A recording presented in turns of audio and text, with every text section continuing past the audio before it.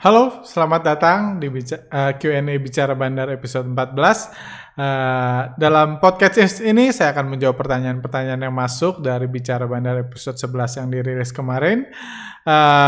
Udah ada banyak pertanyaan-pertanyaan yang masuk, juga saya akan menjawab pertanyaan-pertanyaan menarik yang sudah masuk minggu lalu, 2 minggu lalu, dan belum sempat saya jawab, tapi kemungkinan dapat mengedukasi rekan-rekan semua kalau saya jawab. Jadi saya sudah minta dipilihkan pertanyaan-pertanyaan yang masuk, dan sekarang saya mau coba jawab seperti itu. Dan seperti biasa saya sudah memberikan timer 25 menit. Kalau timernya bunyi, saya langsung akan berhenti menjawab pertanyaannya, ya menyelesaikan pertanyaan terakhir, dan akan disambung lagi untuk Q&A session part 2 yang akan dirilis besok atau lusa. Jadi silahkan bagi yang mau bertanya, masih ada kesempatan untuk untuk dijawab besok atau lusa, seperti itu. Seperti dikatakan sebelumnya, Bicara Bandar episode 14 yang dirilis kemarin sedang membahas Bandar Manggung Lagi, Bandar Aseng Borong Pizza. Jadi itu juga yang mungkin nanti kita bahas tentang pergerakan saham pizza. Dan hari Senin ini kita lihat luar biasa banget, kayak all star banget IHSG, di mana beberapa bandar secara kompak manggung hari ini. Saham ayam-ayaman naik, saham apa lagi ya, saham perbankan menengah juga ikut beberapa naik. Ada saham-saham pertambangan logam juga naik. Jadi cukup menarik. Market hari ini udah sesuai dengan harapan kita di podcast weekend kemarin, di mana kita berharap bandar kembali manggung gitu, dan itu karena mau nggak mau harapan kita ya di situ sekarang, karena kita nggak bisa berharap ke ekonomi, nggak bisa berharap ke vaksin dalam waktu dekat. Tentu manggungnya bandar itu sesuatu yang harus kita syukuri bersama, seperti itu. Jadi ada peluang, ada opportunity di mana bandar menggoreng-goreng dan kita bisa dapat profit dari situ. Kurang lebih itu yang dibahas dalam podcast sebelumnya. Seperti itu. Oke, saya langsung aja jawab pertanyaan-pertanyaan yang masuk. Oke, dari sini ini kalau nggak salah ini pertanyaan minggu lalu dari Pak Arif Rahmawan. Pak Arga mau tanya, apakah mungkin di dalam satu broker ada 2 bandar untuk saham yang sama?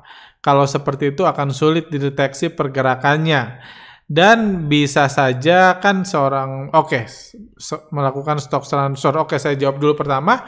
Apakah bisa dalam satu broker ada 2 bandar untuk saham yang sama? Misalnya bandar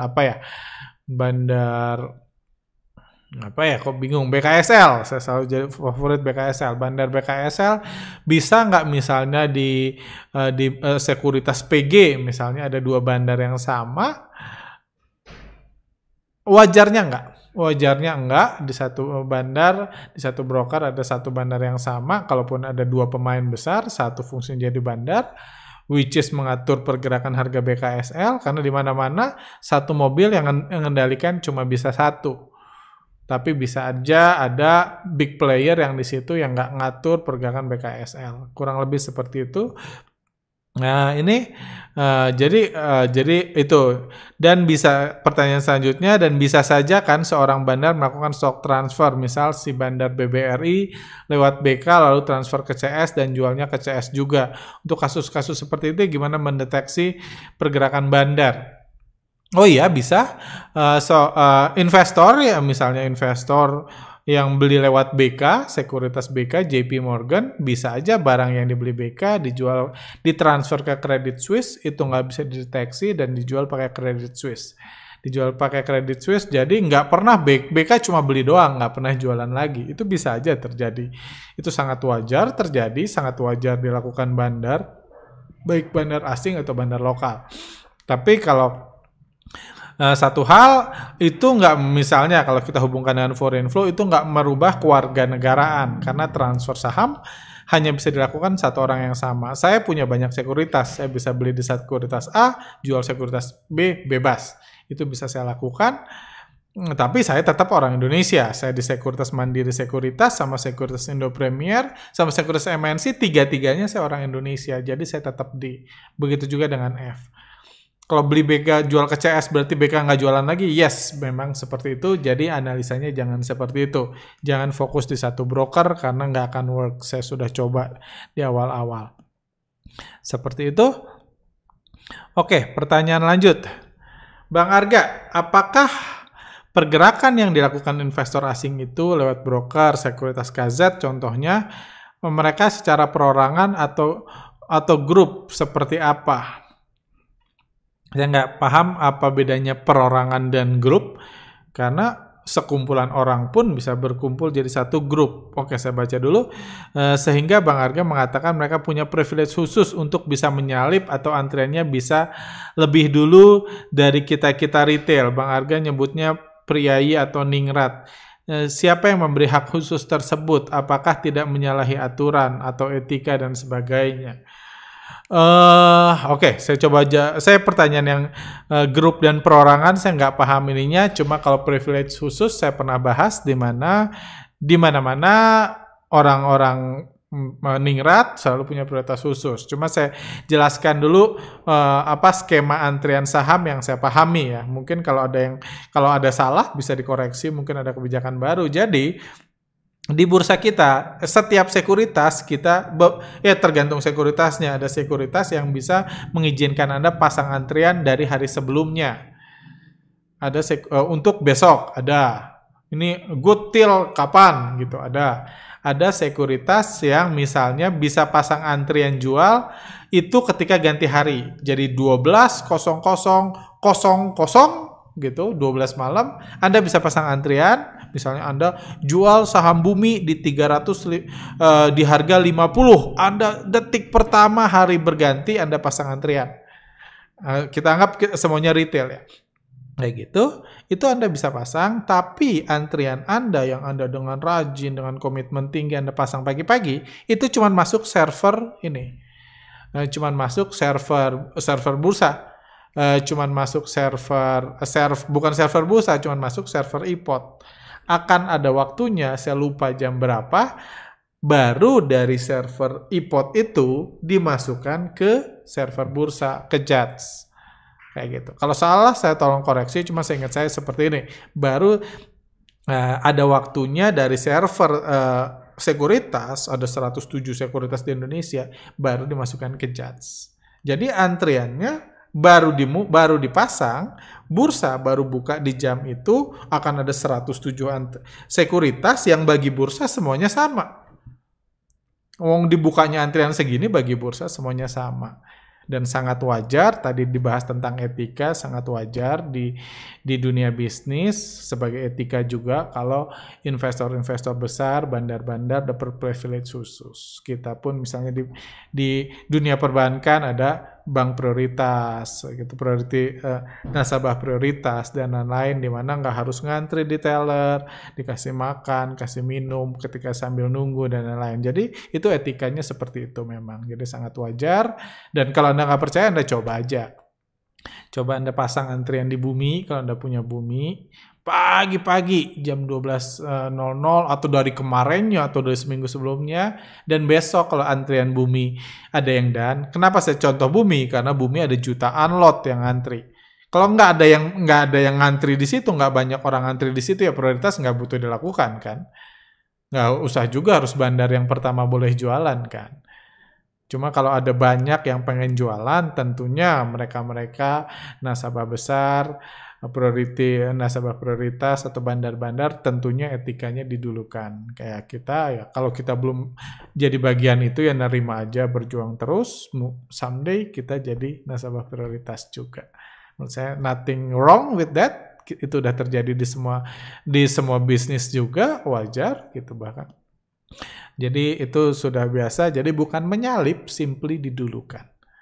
Didulukan orang yang punya prioritas, kayak gitu. Jadi itu oke, kurang lebih seperti itu kalau soal antrian. Kalau nggak percaya silahkan coba atau lihat sendiri.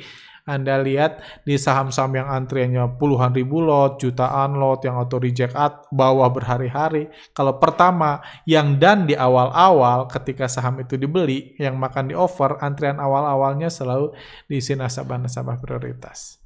Seperti itu. Oke. Oke, pertanyaan selanjutnya.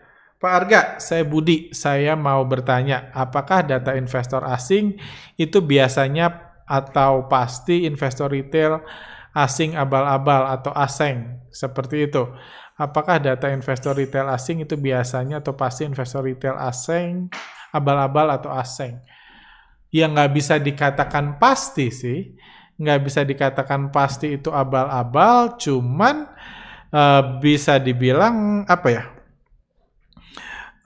Cuma sederhananya gini, jadi investor asing perorangan ya, betul kan investor asing abal-abal, investor retail asing ya, investor asing perorangan. Saya pribadi belum pernah ketemu seorang investor bule trading di Indonesia, saya belum pernah ketemu. Itu satu. Belum pernah ada bule yang trading di Indonesia. Jadi belum pernah ketemu dan akan ada banyak kendalanya. Pertama dia nggak tahu market Indonesia, kedua dia nggak tahu kedua dia nggak tahu beda jam dan lain-lain. Jadi saya nggak pernah ngeliat ada investor perorangan yang benar-benar bule trading Indonesia. Dan apa bedanya Indonesia sama US?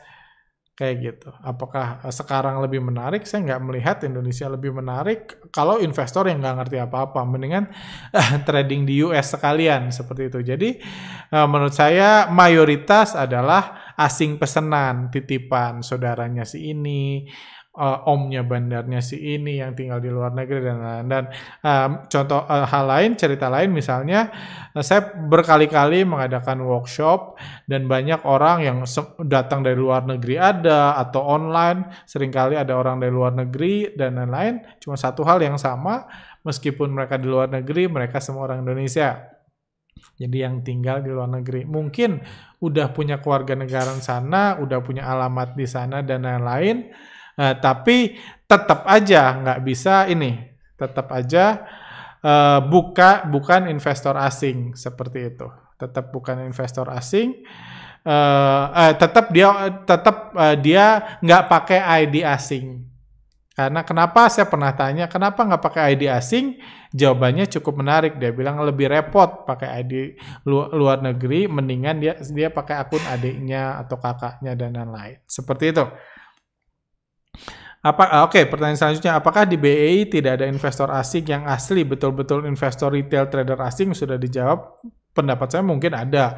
Dari 7.000 yang terdaftar di akhir 2019, mungkin ada 5-6 orang lah yang retail beneran tapi bule kayak gitu. Cuman so far saya belum pernah ketemu dan belum pernah dengar yang nggak ada keturunan Indonesia trading di Indonesia.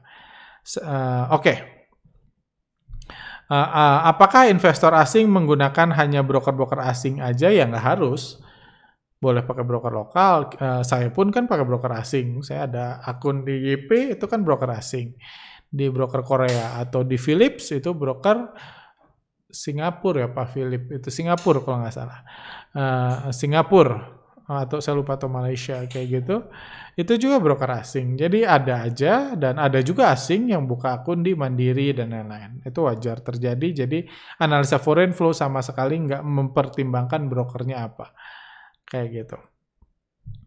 Apakah tidak ada kemungkinan asing menggunakan broker menggunakan broker lokal untuk mengelabui? Ya mengelabui yang nggak ngerti foreign flow. Kalau yang ngerti foreign flow tahu brokernya apapun, selama dia F dia tetap F. Dia D, dia tetap D. Seperti itu. Jadi bukan brokernya yang dianalisa, tapi pemilik akunnya. 4. Apakah bandar lokal bisa merupakan individu? Oh, bisa aja. Kenapa enggak? Kalau dia punya cukup uang dan punya cukup saham, dia bisa individu, tapi pastinya nggak satu individu. Karena nanti error itunya sistem bursanya, karena nggak boleh beli saham sendiri. Kan gimana dia naik turunin harga kalau nggak boleh beli saham sendiri. Jadi dipecah jadi puluhan akun, puluhan nomine tentunya. Walaupun otaknya satu individu itu bisa. Jadi bisa berarti kepemilikan saham milik bandar lokal tersebut dicatat oleh KSE sebagai kepemilikan investor retail. Ya, tadi sudah terjawab. Bisa aja, cuman ya kalau Anda punya data KSE historis, Anda tahu itu retail beneran atau retail enggak, karena dari transaksinya sangat terlihat. Oke, apakah yang dimaksud lainnya atau other dalam kepemilikan saham di Kesei dan apa contohnya? Saya lupa, saya pernah tanya ke Kesei, cuman saya lupa jawabannya. Yang pasti itu persentase kepemilikannya sangat kecil. Seperti itu. Oh, saya lihat di post, aduh ini malas saya jawabnya, nanti aja. Pak Arga, kalau boleh tahu berarti Bapak kenal semua bandar lokal di Indonesia? Enggak, siapa bandar dan siapa bandar masing-masing saham lokal itu? Enggak juga sih, karena nggak ada kewajiban juga, siapa juga saya kalau ada bandar atau ada salah satu bandar buka rumah production baru gitu harus kenalan sama saya kan enggak gitu, bebas. Seperti Bapak tulis sebelumnya dalam 1 minggu ini tidak akan membahas saham keren lagi. Apakah karena dicari bandarnya? Enggak sih, bukan itu alasannya. Di antara semua bandar yang kenal, siapa yang nggak bersahabat? Oh, ini nggak enak jawabnya. Yang selanjutnya, pertanyaan selanjutnya. Oke, next. Selamat berlibur. Semua kita juga butuh waktu bersama keluarga. Kenapa? Karena sebelum kita lahir sampai berkeluarga pekerjaan sudah ada. Salam Senin Hijau. Salam juga. Thank you Pak David. Saya tungguin videonya dari kemarin-kemarin. Sibuk workshop ya Pak. Saya mau bertanya. Untuk tahu jadwal manggung bandar kayak gimana ya? Biar bisa ikut show copet-copet tipis. Terima kasih. Saya udah pernah jelaskan, mungkin bisa baca di Instagram kami. Kalau yang belum follow, silakan follow. Saya pribadi nggak tahu. Bahkan ada podcast 2-3 minggu lalu kalau nggak salah tentang jadwal manggung yang saya bahas lebih detail. Kami sempat coba menganalisa bertahun-tahun pun, bukan bertahun, ada sekitar 2 tahun. Kami pun nggak pernah dapat pattern yang tepat. Pattern yang selalu sama, di mana misalnya habis bandar ayam manggung, itu bandar misalnya kemarin Jumat kan bandar ayam gitu, hari Senin ini bandar ayam masih manggung, tapi bandar itu cukup aktif, bandar logam, itu pertambangan logam kayak gitu, cuma patternnya nggak selalu sama. Jadi kami pun pernah riset hampir 2 tahun dan akhirnya risetnya kami tutup. Karena ya simply saya pribadi nggak pernah punya confidence terlepas dari riset yang banyak itu untuk tahu abis jual saham ini saya beli saham apa, itu saya belum pernah punya confidence setinggi itu. Misalnya, wah ini bandar ayam lagi tarik, udah itu saya masuk bandar konstruksi BUMN, karena besok konstruksi BUMN yang naik. Saya nggak pernah punya confidence seperti itu, karena menurut saya IO-nya benar-benar punya fleksibilitas untuk mengatur bandar mana yang manggung, kayak gitu. Jadi saran saya fokuslah, kalau saya sih tipsnya kadang-kadang sebelum manggung itu beberapa bandar akumulasi. Misalnya setelah misalnya sekarang kan bandar ayam-ayaman yang akumulasi, terus secara nggak sengaja saya ngelihat saham apa, misalnya saya lihat contoh ya, ini bukan beneran, cuma contoh aja iseng, saya ngelihat bandar Inaf mulai akumulasi lagi Inaf.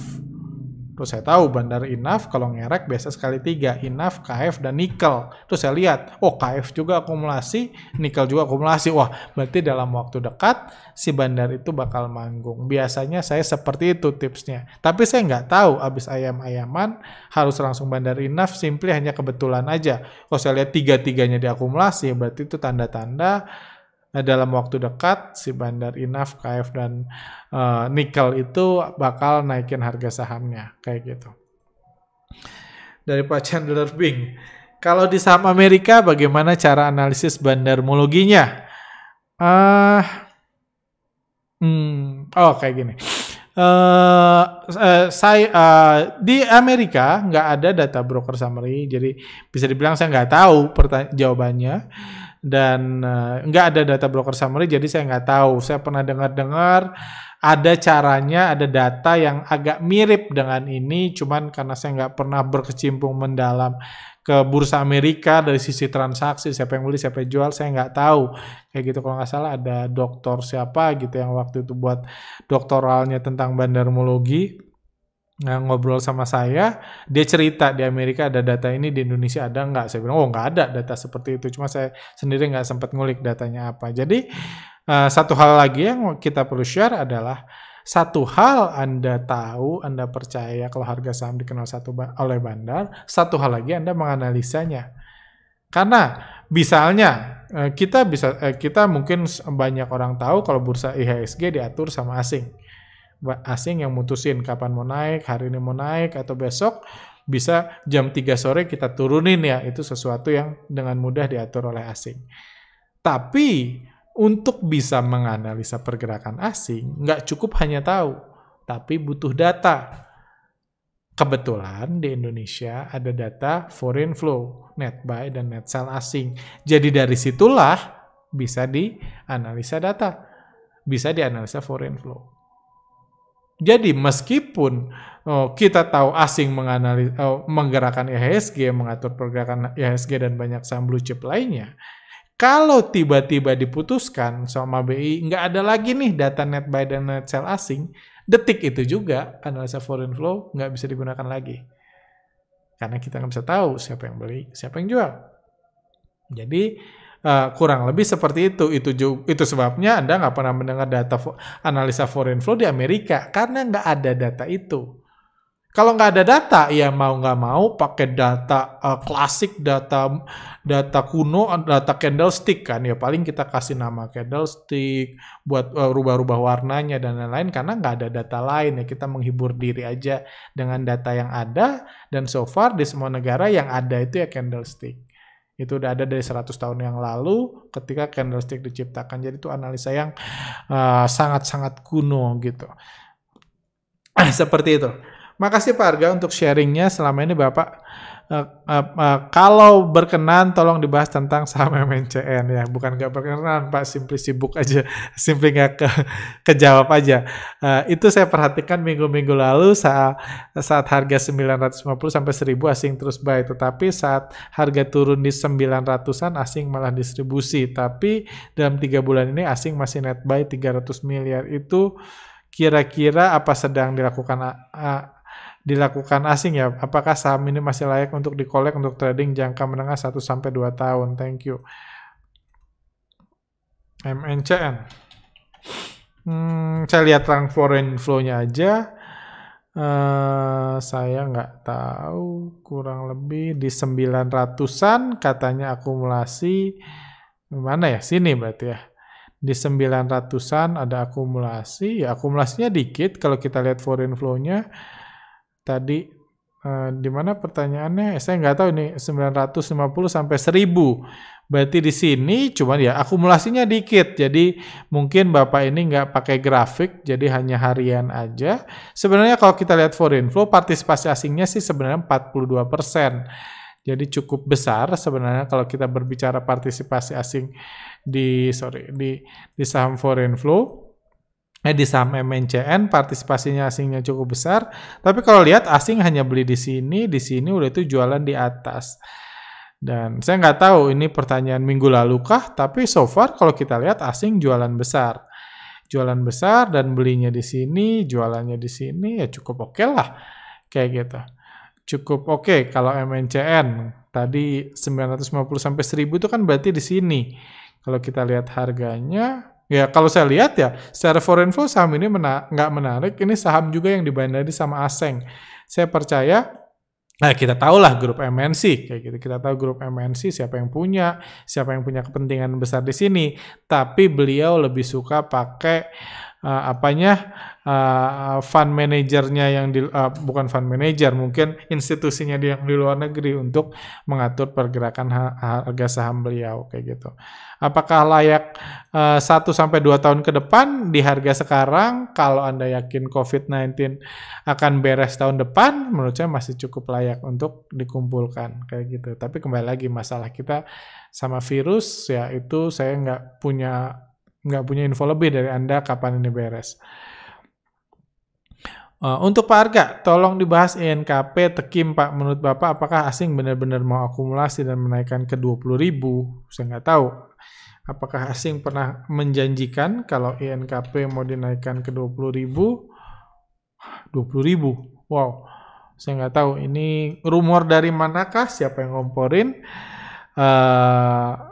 INKP dan Tekim kan, betul. INKP dan Tekim kita tahu ini saham yang ini apa ya? Ya, bandarnya sama, bandarnya sama, harga sahamnya juga kayaknya mau disamain biar pas kali ya, biar nggak harus ketuker gitu kan. Sahamnya disamain, cuman saya nggak ngelihat, habis waktunya. Oke, saya bahas dulu INKP dan Tekim. Oke. So far, kalau kita lihat asingnya, ya asingnya nggak masuk banyak. Kalau di INKP nggak signifikan inflow-nya, dan kita tahu ini juga saham yang punya orang lokal, bukan punya orang asing kan. INKP, Tekim juga nggak seperti itu ya. Bahkan jualan, walaupun ini sama-sama orang lokal, partisipasi Tekim cuma 20%, jadi nggak bisa dibandarin sama asing. Kalau INKP 21, dua-dua nggak bisa dibilang dibandari asing. Jadi yang pasti mungkin nggak banyak yang bisa saya tambahkan, cuman jangan cepat percaya kalau dikomporin orang mau ke 20.000. Ini bukan saham yang diatur oleh asing, jadi nggak usah terlalu fokus ngeliat asingnya ngapain. Kayak gitu. Apakah dia mau akumulasi asing? So far, kalaupun beli nggak ada niat-niat beli banyak seperti itu. Oke, mungkin satu lagi. Terima kasih Pak Arga, super sekali. Saya mau tanya PPRO. Sekarang harga di 50, menjadikan market cap-nya di 3,1 triliun aja, sedangkan total asetnya 18,6 triliun. Apakah ini menjadi saham yang menarik?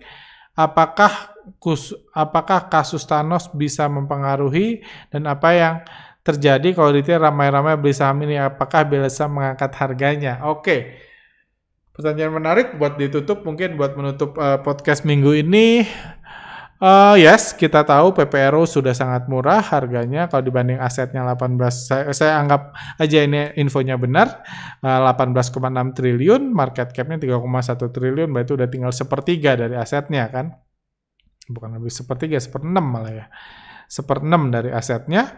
Apakah bisa menjadi ini saham menarik? Yes, kalau Anda melihat dari sudut pandang itu, ini saham yang menarik. Tapi Bapak Apin ini juga sudah menyadari ada kasus lain. Ada kasus saham ini masuk dalam beberapa portfolio yang sebelumnya yang berhubungan dengan kasus Jiwasraya, Asabri, Om Thanos, dan lain-lain.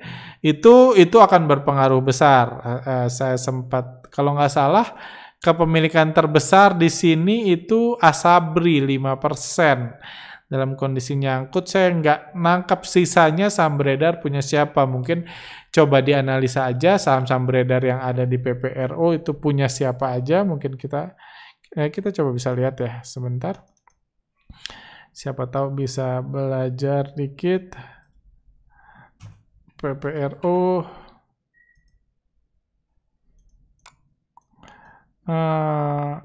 Jiwasraya punya 8, Asabri punya 5. Sisanya 64-nya punya PTPP, jadi ini total 13 tambah ini 13 tambah 64 berapa ya? Matematik saya jelek banget. 77. 13 74 81%. Cukup besar sih.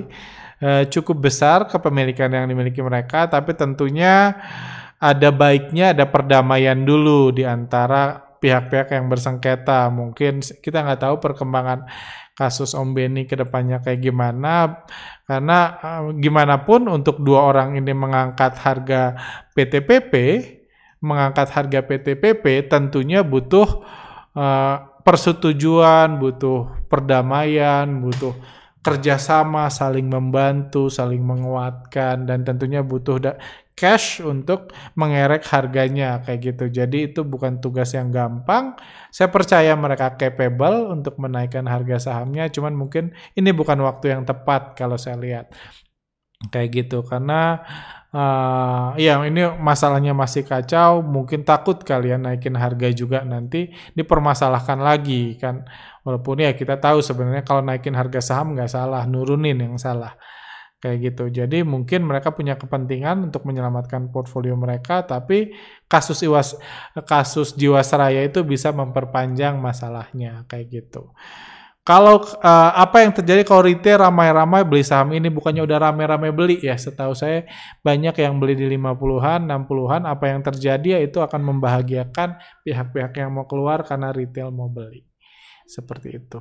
Itu ya kalau mau keluar juga, kalau retail mau ngumpulin itu akan membahagiakan mereka. Kalau ada yang nggak tahan, ada yang simply ya nasib gua aja di tengah-tengah ini raksasa-raksasa berantem. Gua ketimpuk di sini, mungkin dana kelolaan kecil atau perusahaan kecil kena di tengah-tengah, mereka mau keluar atau reksadana kecil, mereka mau keluar, Anda beli tentunya itu sangat membantu. Mungkin membantu mereka untuk keluar. Apakah retail bisa naikin? Kita tahu saham sejuta umat umumnya di 50 dan nggak bangun-bangun. Kayak gitu. Jadi kalau PPRU mau sejuta umat ya lebih lama di 50. Seperti itu. Kalau menurut saya pandangan tentang Jiwasraya. PPRU. Oke. Mungkin itu aja buat part 1 ini.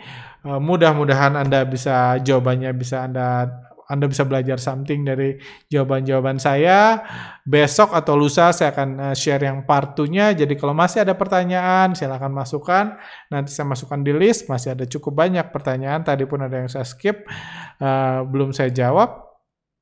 Sekian dulu dari saya. Thank you. Stay healthy buat rekan-rekan. Kalau yang suka bisa like atau subscribe. Kalau nggak suka juga bisa dislike. See you next time. Sampai jumpa lagi.